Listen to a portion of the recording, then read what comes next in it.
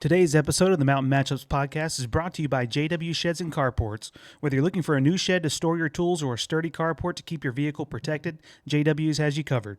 Located at 10 Pallet Road in Candler, North Carolina, JW Sheds and Carports offers high-quality, durable structures to meet all your outdoor storage needs. Give them a call today at 828-777-8401 to learn more, or stop by and check out their selection in person. That's 828-777-8401 for JW Sheds and Carports, your trusted source for sheds and carports in Candler. I'm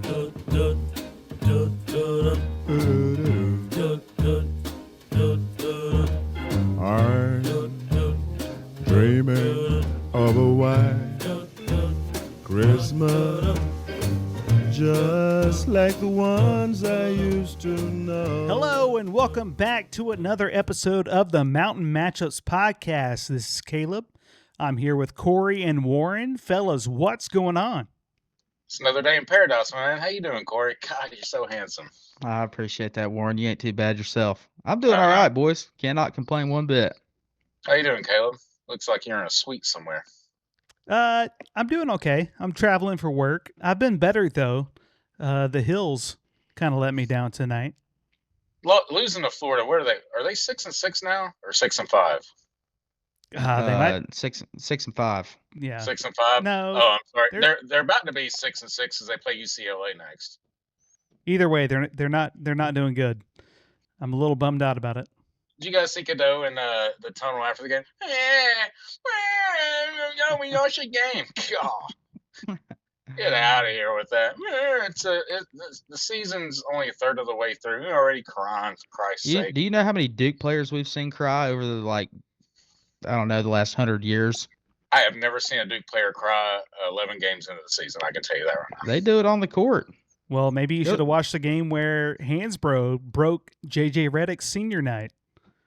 He was crying pretty hard on Coach K's shoulder. I know you remember that, Warren. Did you see whenever Gerald Henderson broke Tyler Hansborough's nose and Tyler Hansborough sitting there, my nose, she got some blood on it. Oh, my God. Out of here with that. So for those of you wondering, we're recording on Tuesday night, and the Hills have just lost to Florida. They're not looking good, so Warren, being the Duke nerd that he is, had to throw in a couple barbs at it, me and Corey, for being Tar Heel fans, which we understand. It's good-natured ribbing, right, Warren? Yep. Sound like a good rib. It can't be easy being behind UNC in national championships, you know? Corey, you guys aren't even going to make the NCAA tournament this year. You can't. Yeah, it doesn't matter. Just keep riding the Belichick train as long as you can. Yeah, we're a Choo-choo, football. You son of a gun. We're a football school now. It's going to be a short train. All right. Speaking of football, guys, we had a couple games last week in Western North Carolina. Didn't turn out the way any of us wanted. But the first game we're going to talk about is Mountain Heritage versus Corvian Community. Mountain Heritage fell to Corvian last Friday night, 28-19, in the semifinals of the 1A playoffs. It ended the Cougars' 13-game home winning streak and propelled the Cardinals into their first state championship appearance. So, boys, first things first, Corvian's D-line was friggin' huge. Not even like 300-pounders either. I mean, these kids were just stout with muscle, and they were tall, and they were freaking very athletic. But I kind of just wondered how Mountain Heritage, was going to be able to even move the ball. Especially there was a kid, I think he was number 3, didn't catch his name for Corvian. He was a very athletic, strong-looking kid. But yeah, Mountain Heritage, they started out strong. Cason Jones, who else? We talked about him a lot last week. Yep. But yeah, and then Corvian, I mean, they start off their first possession throwing a pick. So, Mountain Heritage, they were in really good shape to start the game. But you guys, I got to tell y'all something. Do you know what I love about Mountain Heritage's offense? What's that? They control the clock. Do you know what I hate about their offense? They control the clock? Yes, sir. Ding, ding. Caleb's the winner. Yeah, man, because it's a good thing when you can control the clock, which they do a phenomenal job at. But if you're going to do that, you can't afford mistakes, and you have to continue to score. If you keep playing keep away, that's eventually always going to come back to bite you. I'm not necessarily saying Mountain Heritage plays keep away either, But if you're gonna ground and pound, you got to play clean games, no turnovers, and you've got to score. Period. Especially in these late season deep playoff runs, when teams have the firepower to make a comeback on you. And I say all that to say this: the Mountain Heritage drives start to stall due to a lot of silly mistakes. And Corvian actually came out and they started slinging it around a little bit and end up throwing a bomb and tying the game 7-7 with 5 seconds left to go in the first half. And if that's not a key turning point in the game for Corvian, I don't know what is. So Corey, let me ask you this: it's 7-7 at halftime. Mm-hmm. Mountain Heritage came out strong in the first quarter, kind of screwed things up in the second quarter, let Corvian tie it up. What happened in the second half to where Mountain Heritage lost the game? Well, second half, here come the Cardinals. So they end up starting the second half. They get a big kick return, dude, and Mountain Heritage, another silly mistake. After it was already a big kick return, they hit this kid late out of bounds, and I mean, like, the Mountain Heritage announcers were like, it wasn't that late. Dude, this kid full on freaking hit this kid over into the bleachers almost. And so that just tacks on even more yards. And running back Cam Johnson from Corvian, very quick score. I think he took it to the house on the next play, if I'm not mistaken. But believe it or not, Mountain Heritage answers back, and they make it 14-13. But Caleb, Warren, what do you think happened? What were they notorious for last week? Not kicking extra points. Yeah, going for two and failing. Yep, and guess what? Both of those things happened. Whatever reason, I don't know. Mountain Heritage has had significant struggles on point afters from the games that I've watched. Do they not have a kicker? Is that why they go for two so much? What is the deal there? I feel like they end up usually having to go for two. I feel like due to missed kicks, and most of the time, I feel like it's always a blocked extra point. And it seems to me that the snap is kind of slow. The kicker really has to step into it. So I feel like it just takes too much time. And against Corvian, I did when I seen the snap, and this ain't no hate on Mountain Heritage kicker, but when I seen the snap and him, like he does, I was like, holy crap, Corvian's blocking that. Like, I mean, they were through, like, the floodgates opened. That missed extra point after Mountain Heritage answered back, that made it 14-13. And Mountain Heritage actually gets another stop, and they go score again and to make it 19-14. And it's a long run from Quinn, great run for that kid. And so then that's when they go for two, and they fail again. They tried like some little pass to the tight end. I can't remember what they did exactly, but the announcers even said that would have worked on anybody we played against except maybe Irwin. And that's because Irwin, like Corvian, they got some significant athletes out there that's got speed and can, they can catch up on, some trickery or whatever. But the mistakes overall and letting Corvian keep a little bit of momentum throughout the game was a difference maker. The Cougars, they just ran out of gas. And Corvian, they had their fair share of mistakes. But they were, like I said just a second ago, they were able to often make up for it with their speed. So I do want to touch on this, though. So Mountain Heritage flies around after all this catastrophe. They start flying around on D, make big stops for losses, and they get Corvian to a 3rd and 18. And Mountain Heritage has a chance to get this ball back, eat more clock like they love to do, and possibly score again and put this game away, right? So Corvian spreads them out and goes trips out to the right side. Mountain Heritage actually gets pressure on the QB. They let him step up in the pocket. He breaks one tackle, and I didn't see this coming. Kid takes it to the crib for a 70-yard touchdown. Ooh. Yeah, that was a killer. That's a dagger. And that play right there, in my opinion, just sealed the deal. You could see Mountain Heritage deflate, and it's understandable. You feel like everything is going your way and that you have a chance to get the ball back with a lead late in the third quarter. And then not only that happens, but from that you lose the lead, and the doubt starts to set in because it's late in the game, and you know that you don't have an explosive offense to come back when you're down. And so to me, this was the most critical turning point in the ball game. The announcers literally couldn't believe what they just saw. You really felt for them. But you can't allow that to happen in a 5th-round state playoff game and expect to win, you know? So I I got a question for you, Corey. Go ahead. Sorry, didn't mean to interrupt you. No, you're good. So it's a battle of quote unquote dual threat quarterbacks, right? You got Brandon Quinn, monster game, 234 yards rushing, Mm-hmm. 27 carries, and then you got AJ Jackson Jr., who looks like a legit dual threat quarterback. I think his only incompletion was the pick that you said happened on the first possession of the game. Also had 100 yards Yep. rushing. Also a TD on 9 carries. Do you think?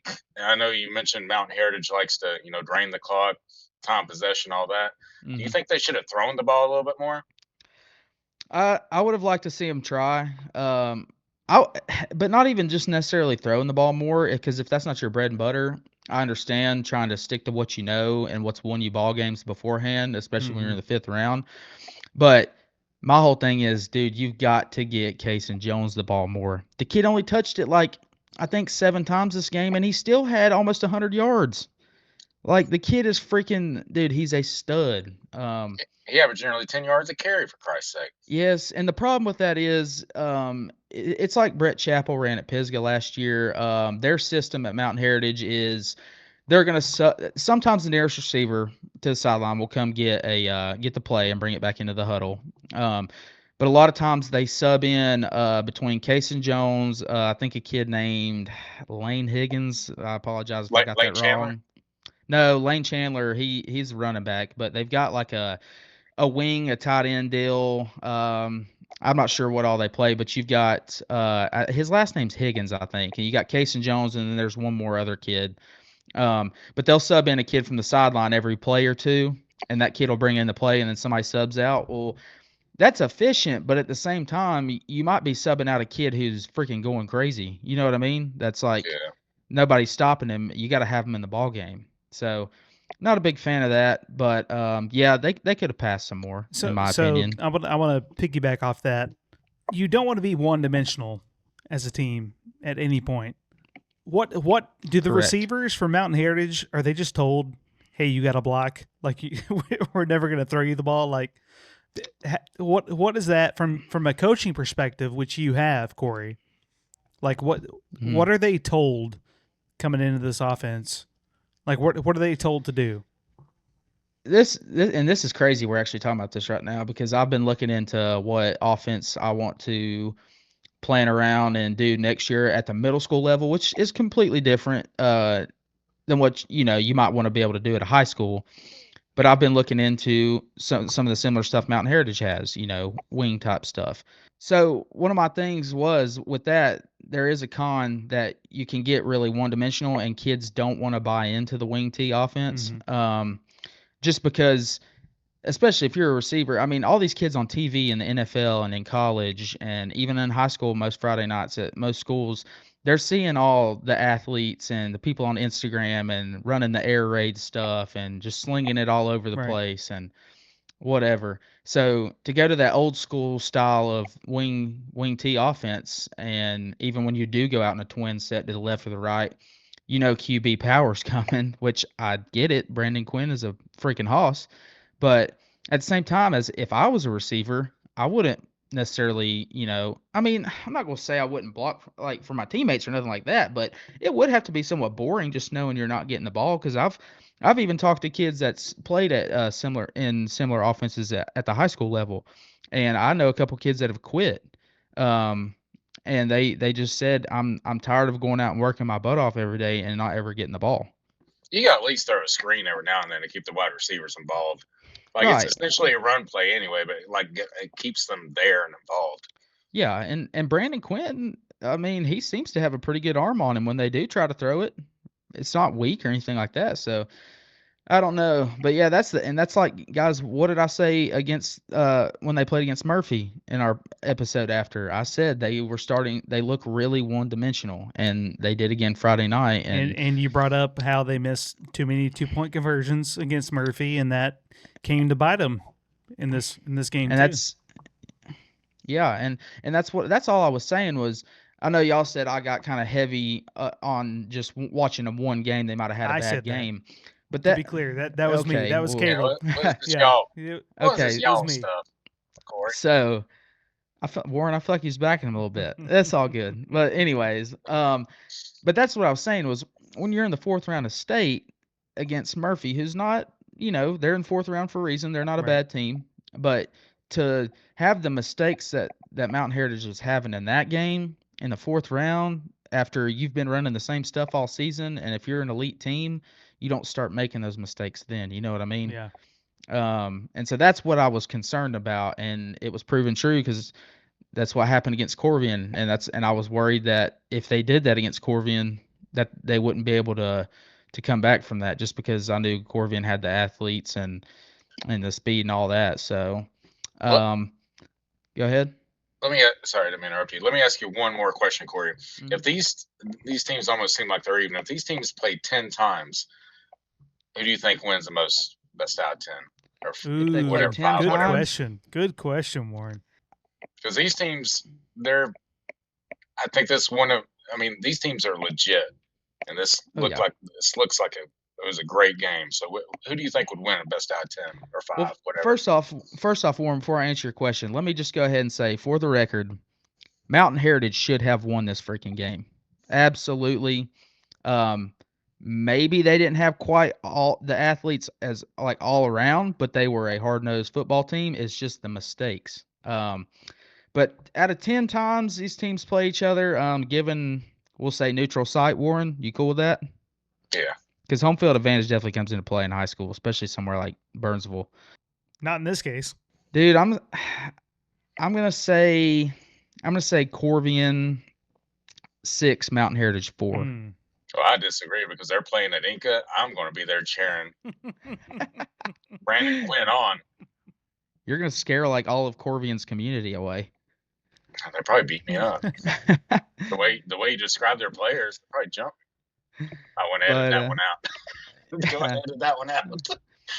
But guys, to get back to it, man, I hate it for the kids. I hate it for the coaches. I especially hate it for the community because Mountain Heritage, like I said, without these mistakes, should have easily won this ball game. But unfortunately, Corvian capitalized, and they just never looked back.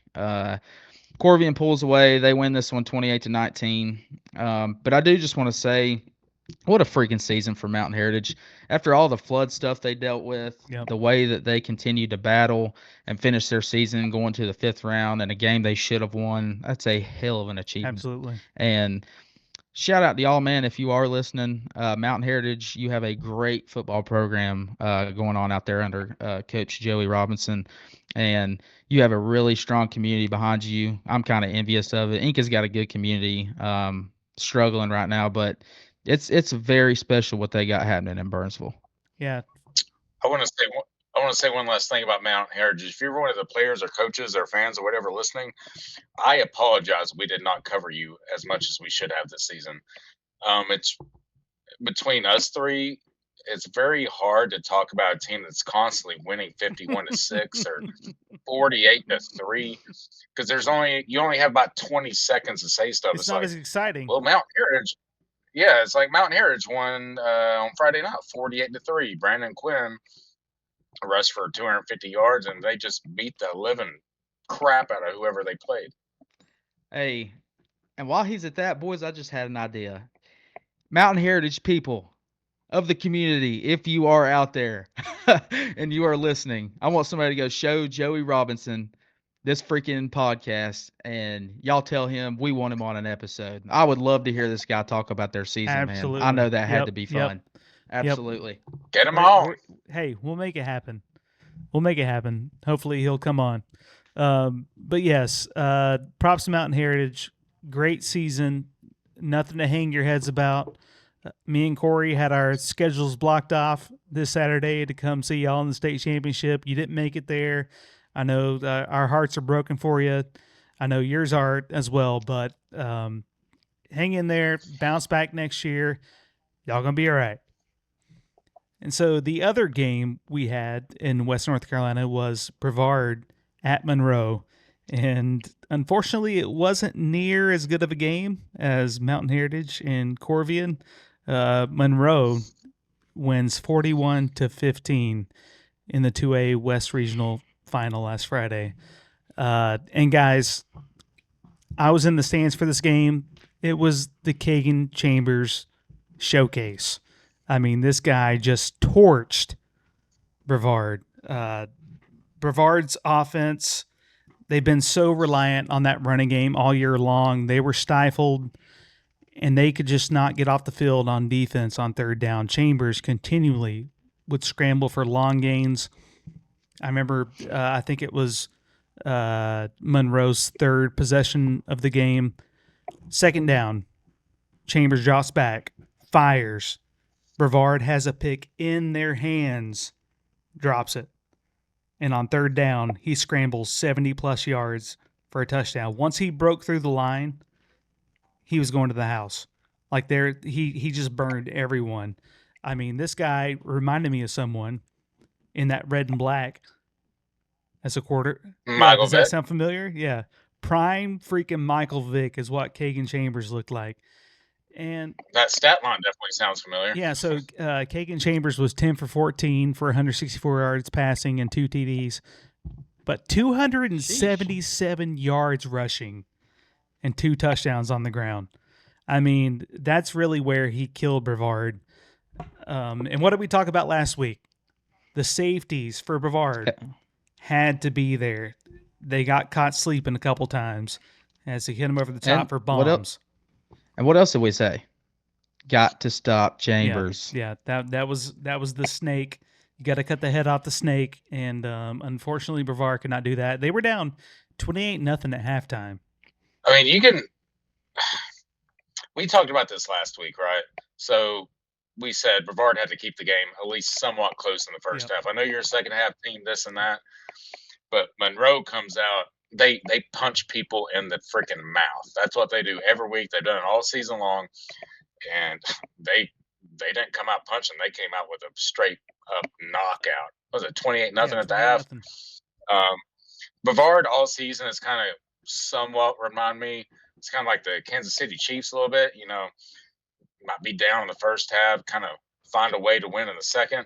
When you're down 28-0 in the half, you can't. Yeah, you can't. You can't do nothing with You can't that. spot a team 28 points. I mean, that's way too much.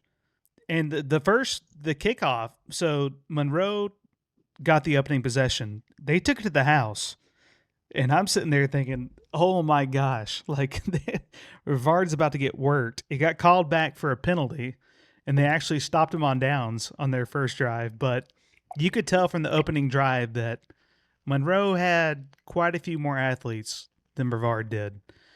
And again, it was Kagan Chambers, Michael Vick Jr. out there just going buck wild. And I say that, but also Brevard, this score is not truly indicative of what happened in this game. Brevard had chances. They were stopped on the goal line twice. Do you hear that? Twice they were stopped on the goal line. They had all 4 downs, first and goal, and got stopped twice. And I know that Coach Luke Coleman is just thinking about that every night when he goes to bed, because they actually outscored Brevard in the second half. They outscored him in the second half. What was it? Or do you mean Brevard outscored them? Sorry, what did I say? Yeah, Brevard outscored Monroe. You said that, they outscored Monroe in the second half. So was that part of like Monroe taking their foot off the gas? Maybe. But at the same time, like if you convert those 2 goal line stands that went against you, it's a different ball game. And they just couldn't do it. I was gonna say too. It seemed like, because you were texting us and we were talking about the game. We talked about a little bit about it over the weekend, and I thought I remembered you saying that Brevard in the second half, it seemed like they were trying to come out like they always did in the second half by like, we're gonna hang 37. My God, here we They go. did. Yeah. I think on their opening drive of the first half, they went all the way down the field, and that's when they got stopped at the goal line. That's a heartbreaker too, man. You their, fight. Their running game couldn't do anything. So Brevard on the game combined had 61 yards rushing. So I'm guessing that, and you might have said this, I might have just missed it. So was Monroe's defensive line just like some straight up dogs? I think their front four just bottled up anytime they tried to run. Like they just shut it down. How big were they? I mean, I don't have the roster up in front of me, but they. Well, right, but I'm saying, like, did they visually? look? Yeah, Yeah. Those were some freaking hosses. in there from Monroe. Yeah. Yeah, they just. I mean, Brevard had more of a passing attack than they have all season, and that's just not their game. So I think once they went down 28 points, obviously you got to start throwing the ball. Like you're not going to be able to run it. They had Right. some more success, or they had success, I would say, in the second half. But yeah, it's just the calling card for Brevard with Braylon Thompson in the backfield. He didn't do much of anything. He got stuffed every time he tried to run. It was just shut down. Yeah. But props to Eli Griffin, Warren. You brought him up last week saying he needed to have a big game. He did. He had 100 yards receiving on 5 catches. That's good. Yeah. Last week I was saying Brevard needed to throw the ball a little bit more because everyone knew there was a running team. Obviously, Monroe knew they were a running team. They shut that the hell down. So I was hoping Eli Griffin did. Obviously have some big plays. Just not enough. I think if they would have had those 2 goal line touchdowns, that changes the whole depiction of the game. Sure. So instead of playing 25, 24 points behind and having to forcefully throw the ball down the field, now you can make some little bit of play action, bubble screen, draw, stretch, plays, whatever you want, instead of just having to play from behind like that. And I think, like you said, Caleb, those 2 goal line plays were massive. Yeah, they were huge. I mean, I think Brevard would have lost regardless, but you never know. Was it still 28 to? I know it was 28-0 whenever, because you said Brevard took their first possession all the way down and almost scored. No, that wasn't their. So that wasn't say their they first possession. That was at the end of the half. They took it down and got stuffed at the end of the first half. Yeah. Oh, so it could have been 28-7 going into halftime, and then could have had a chance to make it. What it have been 28-14. Yep. See that? That's big time. That does a lot for your confidence. Yeah. Man, that sucks. Yeah, Brevard just they couldn't get it done. They had their chances, and it was based on Monroe having explosive plays. And what do we hear across all levels of college football? You stop the explosive plays, and Brevard they couldn't do it. Yep. So unfortunately, Brevard's going home.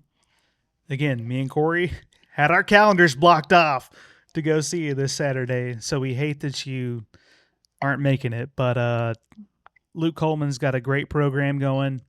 I'm sure they'll be fine next year.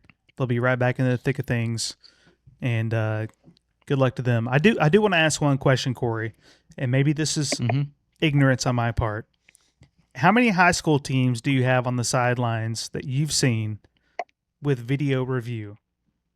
Dude, the only one that I can think of that I've seen in person is Pisgah. So I sat behind the Brevard sidelines, and they had it too. They had a little booth set up where when they screwed up, they were calling kids over there, and they were watching film, which is super advanced for that level. I don't know if we're going to see that more often in high school football. I'm assuming we will, but it was give them all iPads and stuff. I was surprised they legit had a booth, and whoever the position coach was, I'm assuming that's who it was. He would go over to the screen and call his guys over there and be like, "Here's what you missed," or "Here's what you did well." And I thought that was cool to see. It is awesome. I remember the first time I saw Pisgah do it. It was at Inca, and I was like, "Well, golly, no wonder these kids know what we're doing." Right? These kids are going back and watching, like, "Hey, son, you did this wrong right here," and it's like, by God, they ain't gonna do it again. Yeah, we need those kinds of boosters. I think is what we need. Well, Warren, time to open up your purse, baby. Time to open up yours. God, you're right. Warren just got his kid like 2 iPads for Christmas. Probably more than that, to be completely honest with you. Yeah, that's what I'm saying. Boys are draining me. Dude just went crazy. All right, so yeah, I just had to refinance my trailer. So Brevard, hate to see y'all go down. You know, we've been banging for y'all all year. Bounce back next season, just like Mountain Heritage. Y'all be all right. Keep your heads high. Great season. And now it's time for the Mountain Matchups Certified Dogs of the Week.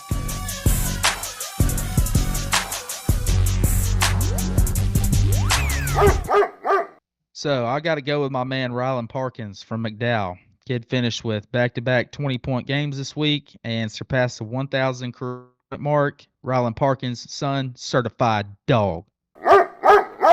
And my pick is Inca Boys basketball player Logan Trantham, who scored 28 points and had 6 rebounds in a narrow victory over Pisgah, 79-74. Logan Trantham, you are a certified dog. And my pick is Landon Pope. He received his 100th career win versus Irwin in some good old wrestling. Landon Pope, you are my certified dog.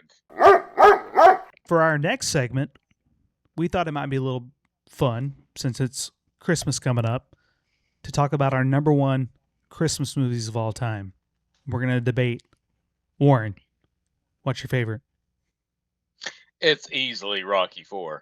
So in the movie What? Rocky IV, just listen to me. In the movie Rocky IV, Rocky's best friend Apollo gets killed by Ivan Drago.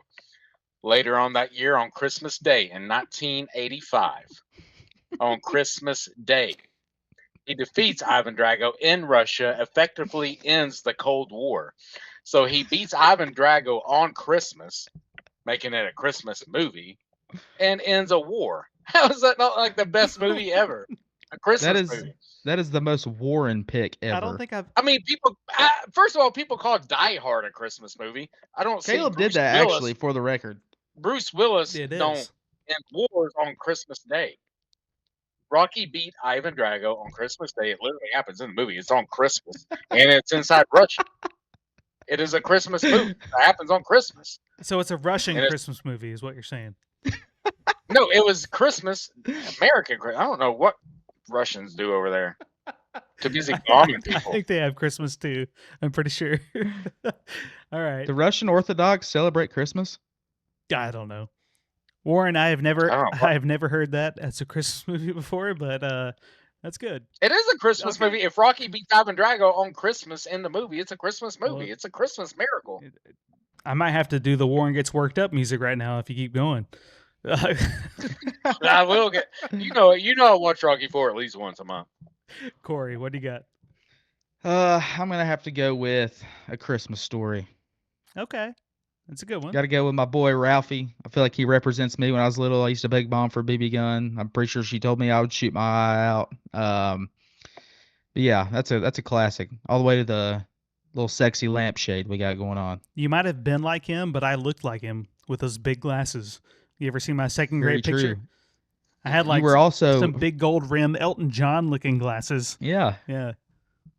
You were also fragile. Oh, okay. All right. Zing. Hey, I got one thing to say about that. Like you said, your mom was afraid that you'd shoot your eye out. Little and behold, your older brother would run your arm over later on in life. And I would almost shoot my brother-in-law's father at Thanksgiving. No, you actually, With you with did a- shoot him. Well, it was shrapnel. That doesn't count. I missed What a were you- propane. Dude, it's a long story. What were I you can't believe I'm doing? putting this out on the podcast for everybody to hear. Yeah. Jeff should have had his gun on safety. I was like 6 years old and had a 243 in my hands. Maybe don't go grab a And- gun. Dude, I one arm shot this thing on accident like Arnold Schwarzenegger. Almost killed Jeff's dad. Dude, I missed a propane tank by like an inch that was sitting right beside the house. A lot of things could have went wrong. Y'all are And- wild. I've seen Jeff Brady very mad before, but I've never seen it like that. I was scared to go to Thanksgiving. Y'all are wild. I should have hung out with you when I was a kid. Or y'all, rather. I never did that. You just run people over. That's right. Don't get my way. So my pick is Gremlins. That is hands down the best Christmas movie ever. Do you know I've never seen that movie? Are you freaking serious? Why do we Never hang seen out it. with this guy? You've never seen Gremlins? I've seen probably 20 or 25 minutes of it, but I didn't become enthralled in it. It just didn't All interest right, me. Warren. Caleb, I'm going to get in the car after this. And I'm going to insert- drive to your house and we're going to watch Gremlins. Caleb, insert Gremlins theme song here.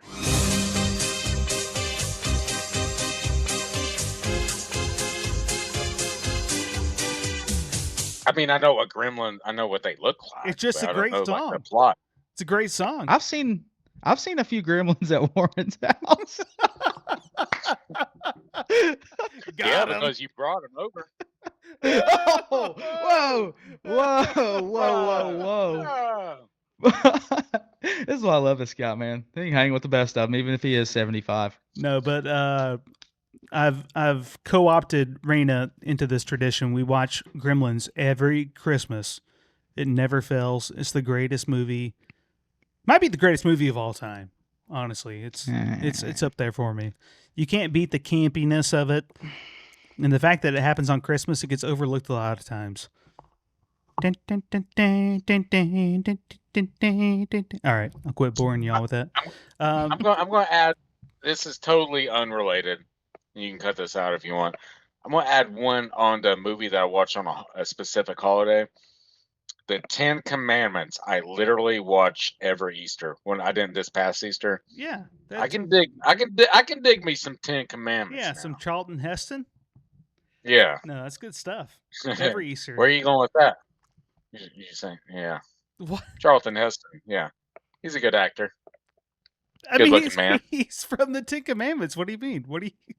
I'm just saying. My mom used to say that he's a very good looking man, walking around with his shirt off and stuff. Let my people go. My mom be like, "Let him go, baby. Let my people go. Okay. All right. That has been the Christmas episode of the Mountain Matchups podcast. Fellas, thank you for joining me. Thank you, my man." I hope y'all have. It's always Oh, sorry, Corey. Go ahead. it's always a pleasure to be here. Hope y'all have happy holidays. For everyone listening, Merry Christmas, Happy New Year. We're going to take a couple weeks off, and then when we come back, it's basketball time. We're going to be ready to go. We're going to have some new segments for you, maybe some power rankings. We'll see what happens. But thank you for listening. Love you guys. Hey, love you, my man. Love you, boys. WNC.